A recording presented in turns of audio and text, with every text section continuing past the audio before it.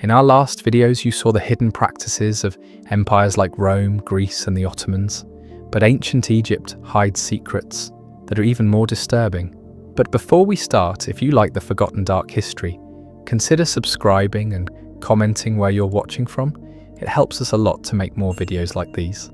Now back to the video. You stand in the Valley of the Kings, the year 1323 BC. The air is thick with myrrh and frankincense, but underneath lies something else, something that makes your stomach turn. You're witnessing the preparation of King Tutankhamun's mummy. But what you see defies everything you thought you knew about ancient Egyptian burial practices. The embalmers work with disturbing efficiency, their hands moving in ways that have nothing to do with preservation and everything to do with gratification. Ancient Egypt, the land of pyramids, pharaohs, and profound religious devotion, or so we've been told. Behind the golden masks and majestic monuments lay sexual practices so twisted that neighbouring civilizations recoiled in horror. These weren't isolated incidents or cultural misunderstandings. They were systematic behaviours woven into the very fabric of Egyptian society, from the highest echelons of royal power to the darkest corners of temple complexes. The evidence comes from papyrus scrolls that scholars tried to hide for decades, hieroglyphic depictions that made Victorian researchers ban women from viewing them, and archaeological discoveries that revealed the true nature of Egyptian sexuality.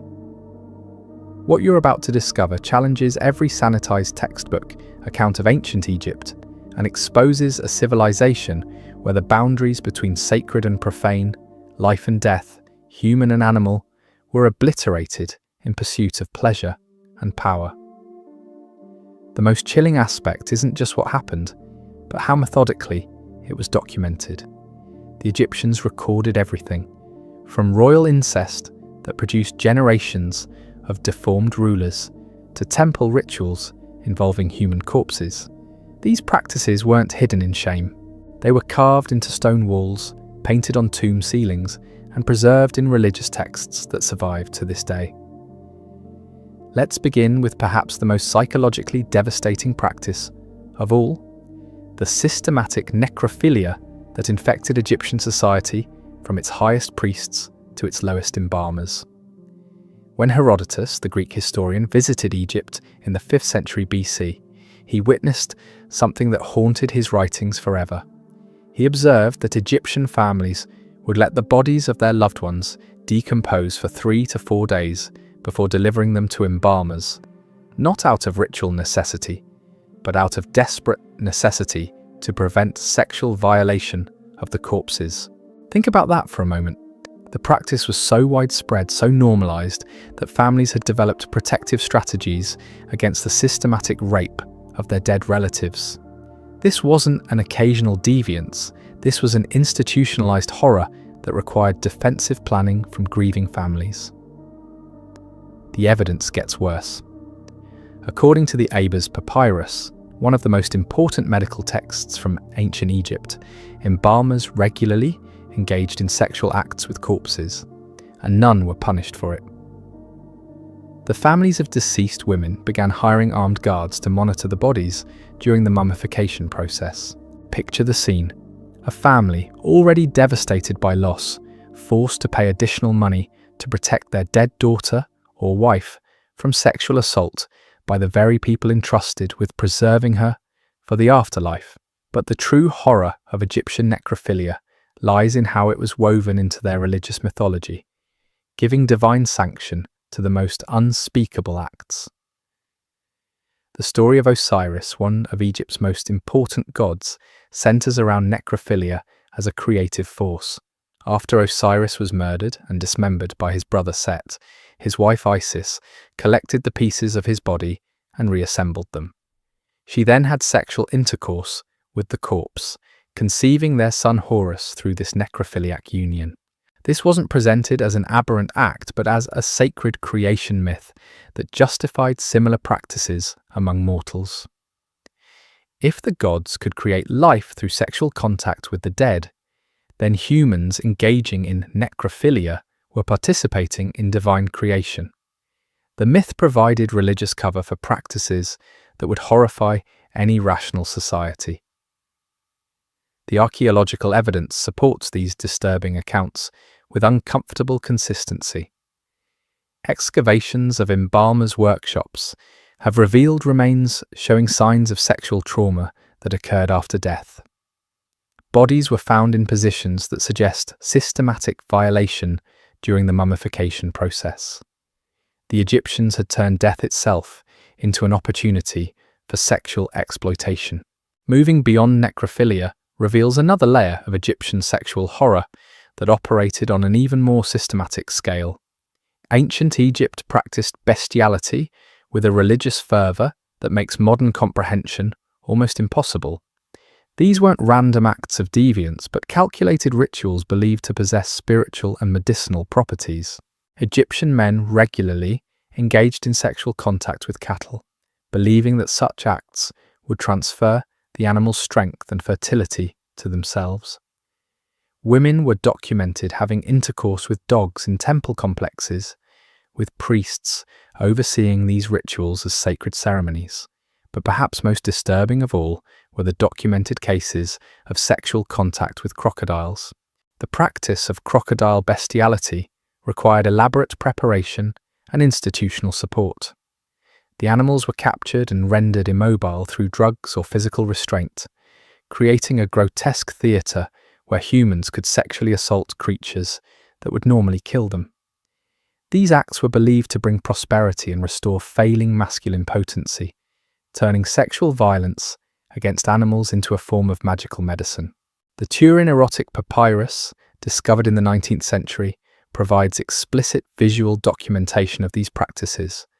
When Jean-François Champollion, the scholar who deciphered hieroglyphics, first examined the papyrus in 1824, he described it as an image of monstrous obscenity that gave me a really strange impression about Egyptian wisdom and composure.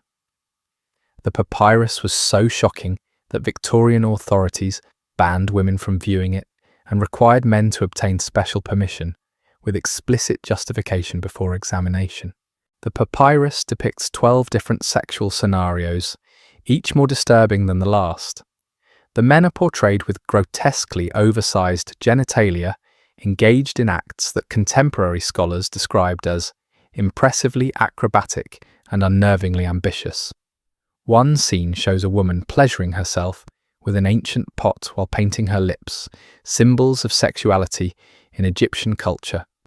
The text reveals her saying to a nearby man, "You give me nothing, so I have to resort to this," then calling him, "You dirty sex criminal."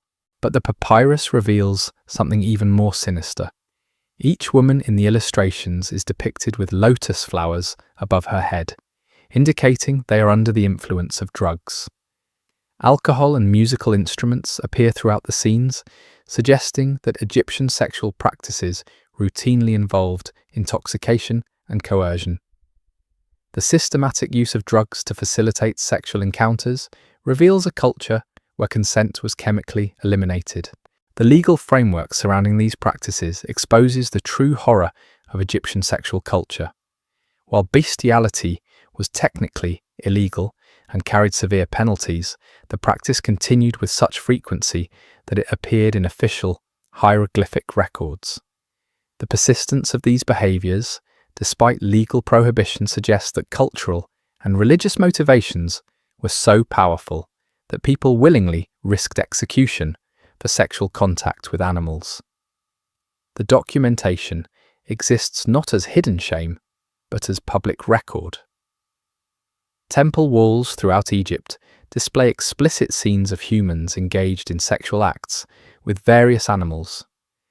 These weren't private perversions, but public celebrations of practices that other civilizations found abhorrent.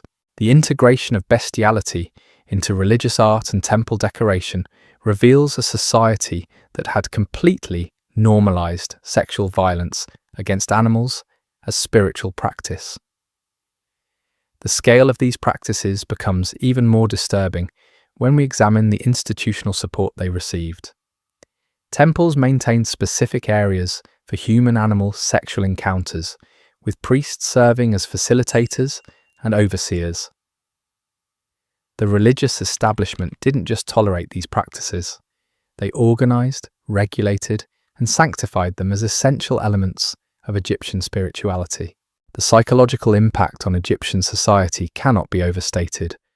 When sexual contact with corpses and animals becomes religiously sanctioned behavior, the boundaries that define human decency disappear entirely. Egyptian children grew up in a culture where the most fundamental taboos of human civilization were not just violated but celebrated as paths to divine favor. This systematic normalization of sexual horror created a feedback loop that infected every aspect of Egyptian society. The practices weren't confined to specific classes or regions. They spread throughout the civilization, from royal palaces to common households, creating a culture where sexual violence became indistinguishable from religious devotion. The royal bloodlines of ancient Egypt practiced incest with such systematic dedication that it created generations of physically and mentally deformed rulers whose genetic deterioration became visible to the entire ancient world. This wasn't occasional intermarriage for political convenience. This was deliberate, sustained breeding between siblings, parents and children, uncles and nieces, carried out over centuries with a religious justification that defied every natural instinct. King Tutankhamun himself was the product of a brother-sister union between Akhenaten and his own sister. Recent DNA analysis of 11 mummies closely related to the boy king revealed beyond doubt that Tutankhamun was born from a first-degree incestuous relationship. But the horror didn't end there. Tut was then married to his own half-sister, continuing a family tradition that had already produced multiple generations of severe genetic abnormalities. The archaeological evidence of this systematic inbreeding is written in bone and preserved tissue. Tutankhamun suffered from multiple congenital disorders, including a cleft palate, spina bifida, and a severely deformed foot that required him to walk with a cane. His skull showed signs of hydrocephalus, and his spine displayed curvature that would have caused constant pain. This wasn't the majestic pharaoh of popular imagination. This was a broken young man, crippled by generations of sexual relationships that violated every biological principle. But Tutankhamun was merely the visible result of a system that had been operating for centuries. Pharaoh Akhenaten married multiple family members, including his own daughters. His physical depictions show the classic signs of genetic disorders associated with sustained inbreeding: elongated skull, feminine features, enlarged breasts, and wide hips that suggested severe hormonal imbalances. The royal family had become a breeding experiment that produced increasingly damaged offspring. The practice extended beyond immediate family members into more complex arrangements that would challenge modern comprehension. Royal harems included sisters, daughters, mothers, and granddaughters, all serving the same pharaoh in sexual capacities. The genetic consequences were catastrophic, but the Egyptians justified these relationships through religious doctrine that portrayed the royal family as divine beings whose blood must remain pure through exclusive interbreeding. What makes this practice particularly disturbing is how it infected the general population. While sibling marriage was technically forbidden by law among commoners, evidence suggests that ordinary Egyptians began copying royal practices. Papyrus documents record numerous cases of brother-sister marriages among non-royal families, indicating that the royal example had corrupted Egyptian sexual norms throughout society. The religious justification for incest reached levels of theological perversion that transformed natural taboos into sacred obligations. Egyptian creation myths centered around incestuous relationships between gods, providing divine precedent for human imitation. The god Shu married his sister Tefnut. Ra created children through masturbation and incest, and the entire Egyptian pantheon was portrayed as an extended family engaged in continuous sexual relationships with each other. This mythological framework didn't just permit incest, it required it as a form of religious devotion. Royal marriages between siblings were presented as reenactments of divine creation, with pharaohs and queens playing the roles of gods in cosmic sexual dramas.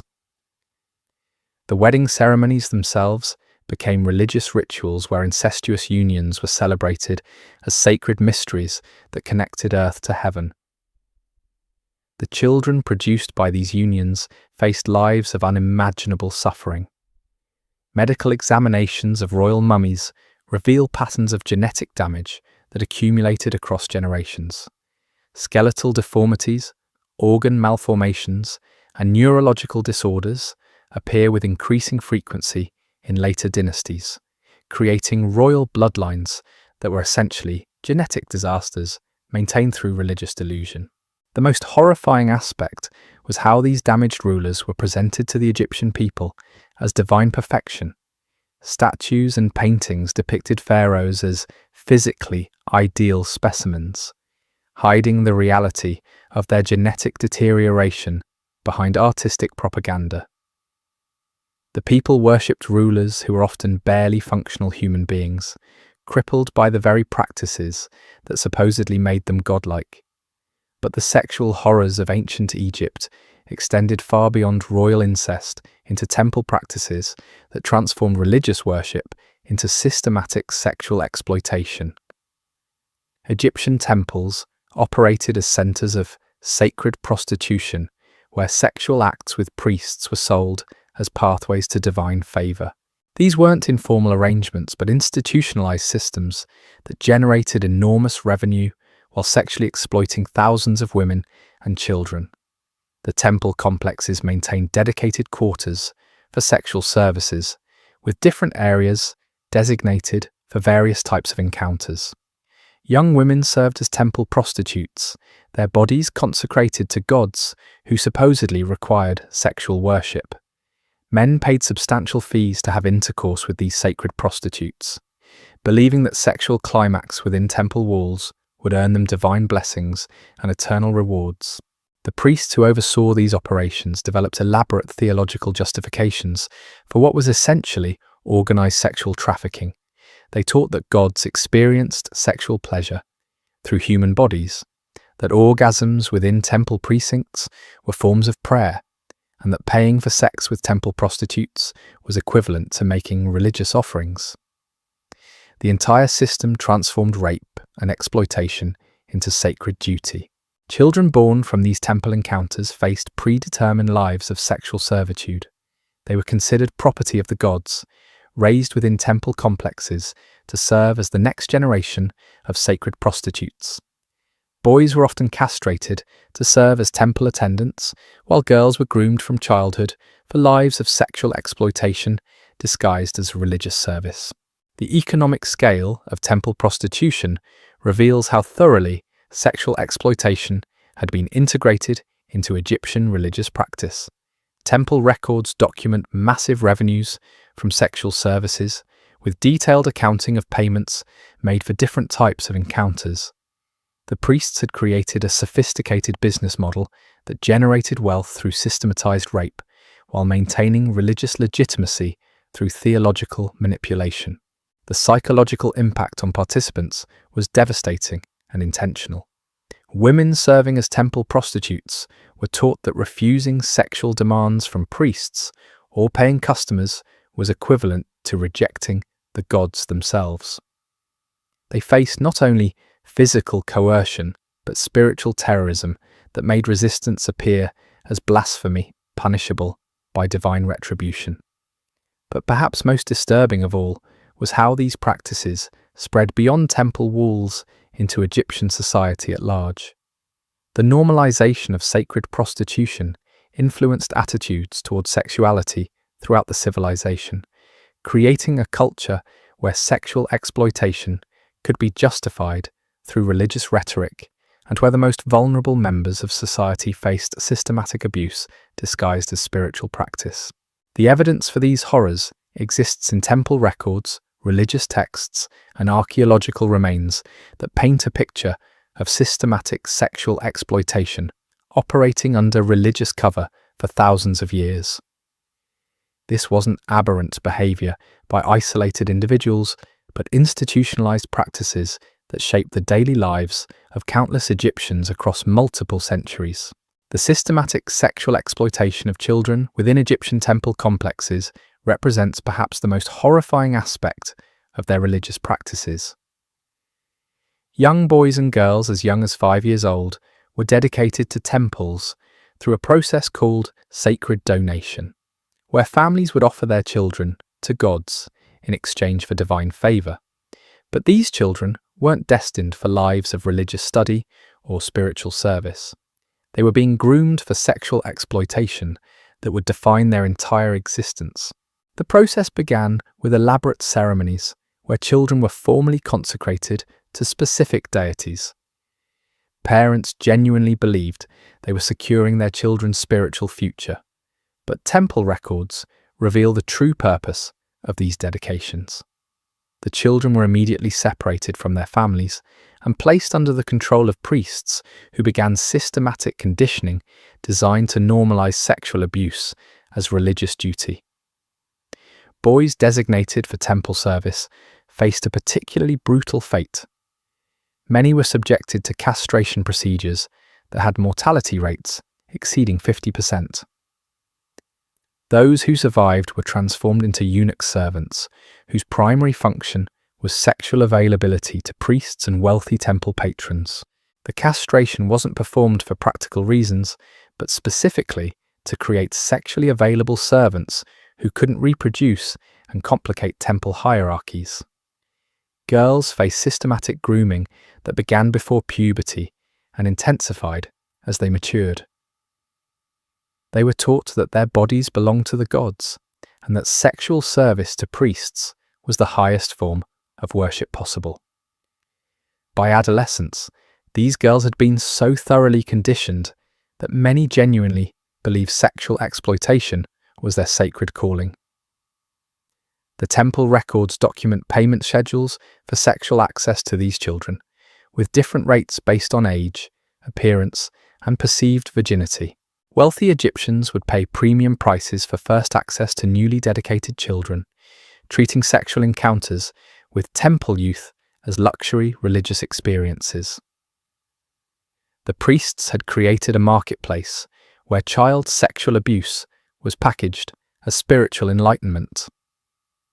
But the horror extended beyond individual exploitation into systematic breeding programs designed to produce the next generation of temple servants. Girls who became pregnant through temple prostitution were forced to carry their children to term, with the offspring automatically becoming temple property. These children knew no life outside sexual servitude, creating multi-generational cycles of abuse that operated for centuries. The archaeological evidence supporting these practices is overwhelming and disturbing. Excavations of temple complexes have revealed dedicated quarters for child servants, complete with restraint systems, and medical facilities designed to treat injuries from sexual violence. Skeletal remains of children show patterns of trauma consistent with systematic sexual abuse, while temple artifacts include devices specifically designed to facilitate sexual encounters with minors. Egyptian papyri contain explicit instructions for temple personnel on managing child servants, including detailed procedures for punishment, medical care, and sexual preparation. These documents reveal a bureaucratic system that treated child sexual abuse with the same administrative precision applied to tax collection or military organization. The religious justification for these practices reached levels of theological perversion that would challenge modern comprehension. Egyptian creation myths were reinterpreted to suggest that gods required sexual energy from young humans to maintain cosmic order. Priests taught that denying sexual access to consecrated children would anger the gods and bring catastrophe upon Egypt itself. The psychological manipulation was systematic and devastating. Children were taught from infancy that their worth as human beings depended entirely on their sexual availability to adults. They learned to associate love, approval, and basic survival with sexual submission to their abusers. The conditioning was so complete that many victims became perpetrators themselves, unable to conceive of any other way of life. The scale of this system was staggering. Major temple complexes housed thousands of child servants at any given time, with regular shipments of new children arriving from throughout Egypt. The demand was so high that specialized recruiters traveled across the kingdom, identifying attractive children for temple dedication through methods that would be recognized today as systematic child trafficking. The international scope of Egyptian child exploitation extended beyond their borders into neighboring civilizations. Egyptian priests established temple complexes in conquered territories specifically to harvest children from other cultures. Nubian, Libyan, and Levantine children were brought to Egypt in massive numbers, their exotic appearance commanding premium prices in temple sexual markets. The long-term consequences of these practices scarred Egyptian civilization for generations. Adults who had survived temple childhood faced psychological damage that made normal relationships impossible. They struggled with concepts of consent, healthy sexuality, and appropriate boundaries, creating a society where sexual dysfunction became normalized across entire generations. The evidence for these horrors comes from sources the ancient Egyptians themselves created and preserved. They documented their systematic sexual exploitation of children with the same meticulous care they applied to recording harvests and military campaigns. These weren't shameful secrets hidden from history.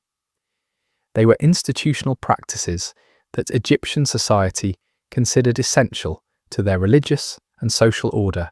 But the true horror of ancient Egyptian sexual practices lies not just in their individual brutality, but in how they created a civilization where the systematic sexual exploitation of the most vulnerable became indistinguishable from religious devotion. They had built a society where necrophilia, bestiality, incest, and child sexual abuse weren't aberrations to be hidden, but sacred practices to be celebrated and preserved for eternity.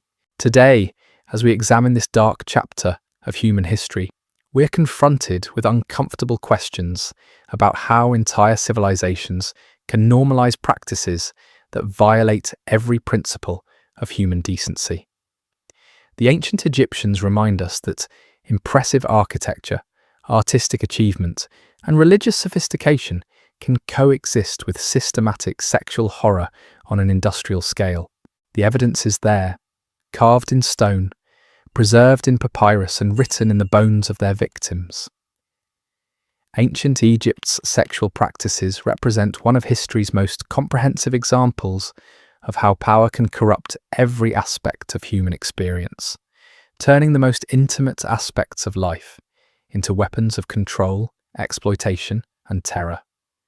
Their legacy serves as a warning about the depths of depravity that human societies can reach when unchecked power meets religious justification and cultural normalization of the unspeakable.